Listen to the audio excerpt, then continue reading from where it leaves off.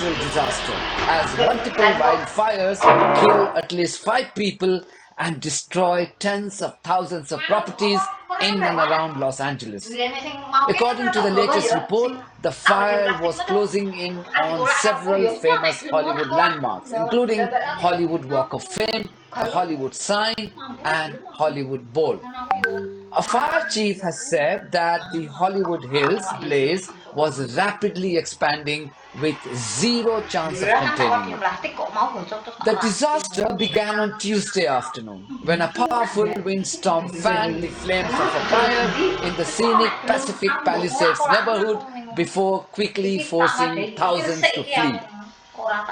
Close to 2,000 structures, including homes, have been completely destroyed in the fire. Fires have also burned an area of 28,000 acres of land, and more than 137,000 people have had to evacuate themselves to safety. Videos of this devastation are simply stunning. I've uploaded some of them on my Telegram channel. You can watch them here. Details are on the screen.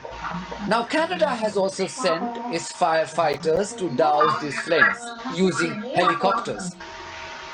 Why is that important? Because you mustn't forget that Donald Trump, the incoming president of the US, was threatening to illegally annex Canada only this week. This is what he had told reporters. If you're serious about making Canada a 51st state of the United States, the leader of the Conservative Party in Canada said, under no circumstance will it ever be the 51st state. Maybe he won't win, but maybe he will. I don't. You had suggested. Listen, I don't care what he says. So Lopez, you said you were considering military force to acquire Panama and Greenland. Are you also considering military force to annex and acquire Canada? No, economic force. Because Canada and the United States, that would really be something.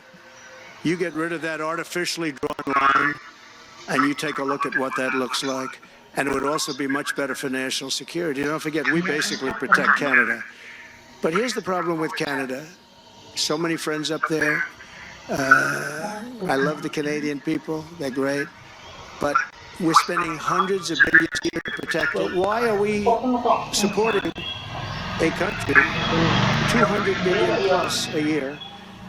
Our military is at their disposal. All of these other things, they should be a state. That's why I told Trudeau when he came down, I said, what would happen if we didn't do it? He said Canada would dissolve. Canada wouldn't be able to function if we didn't take their 20% of our car market. You know, they send us hundreds of thousands of cars. They make a lot of money with that. They send us a lot of other things that we don't need. We don't need their cars, and we don't need the other products. We don't need their milk. We get a lot of milk. We get a lot of everything. And we don't need any of it.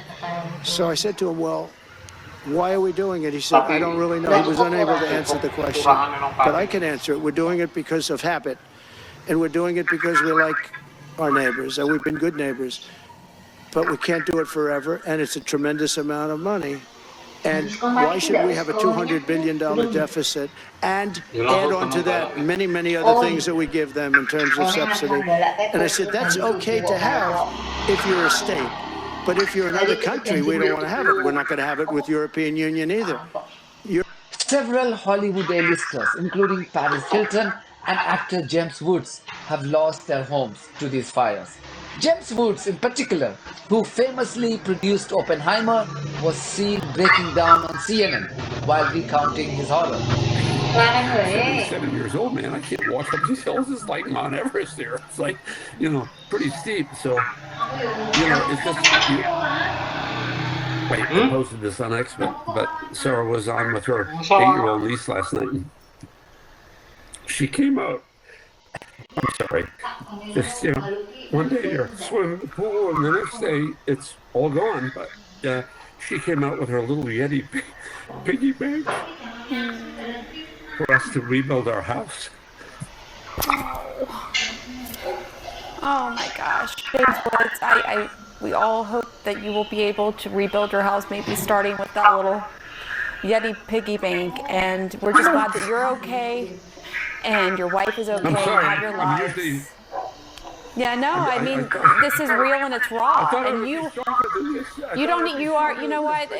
Strength is not measured by whether, you hold in crying or not. Strength is what you are doing now and helping your neighbors and shining a light on the great, amazing work of all those firefighters and emergency crews out there. You have so much strength, and we appreciate you coming on to reflect what so many others just like you are experiencing in that raw emotion right now. We wish you the best, you and your wife, as you rebuild your lives. So many people are doing that right now and trying to process what's going on. So, James, and also keep us posted on your 94-year-old neighbor and everything going there. We're going to continue to talk, and we wish you the very best. He's okay. Yeah. They found him. He's in the hospital. He's okay. Yeah. I just worry. If anybody knows where Robert Trinkteller is, call me. Let me know. All right. That's an important message, and also there's this app that's really important. He's, however, not receiving much sympathy from social media users who are calling it karma. That's because James Woods has been routinely celebrating the genocide of Palestinians by Israeli terrorists. And I'm not making it up. In one of his tweets posted in October 2023, in the immediate aftermath of the 7th of October attacks, he had written, and I quote, "No ceasefire, no compromise, no forgiveness, #kill them all." End of quote. And he didn't stop here. In another tweet posted in the same month, he had written, I quote, "Bomb the savages who did this back to the Stone Age. There are no grey areas. Kill them all. Every Hamas savage and every Hamas supporter on earth. Bury them with the entrails of pigs." End of quote. As expected, social media users cutting across their political and religious ideologies are now mocking the Zionist for his genocidal tweets. One wrote, and I quote, "We are loving your lost genocide supporter. Karma is a bitch. No ceasefire," he said. "Kill them all," he said. End of quote. Another user wrote, and I quote, "No ceasefire, no compromise, no forgiveness. You reap what you sow. This is karma, James. You are experiencing 0.01% of what people of Palestine are experiencing.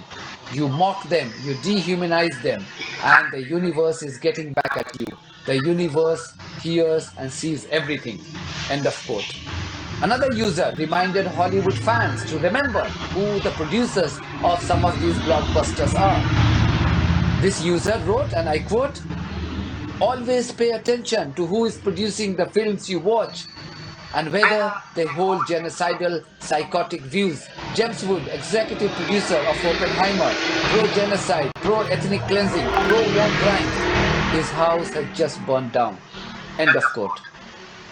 Social media platforms are flooded with such posts that are mocking James Woods for being hit by karma. Personally, I don't believe in celebrating even when my worst enemies suffer tragedies. But the goings-on in Gaza have been my deadline. I have absolutely zero sympathy for any genocide enablers who celebrated the Gaza Holocaust. As for the rest of the victims of these fires, my heart goes out to them. I pray that these fires are contained at the earliest and they are able to lead a normal life once again. That's it from me. Thank you very much for your support of this platform and our journalism on buymeacoffee.com and Patreon. If you too think that our journalism is worth supporting, then you too should consider becoming part of it. In the meantime,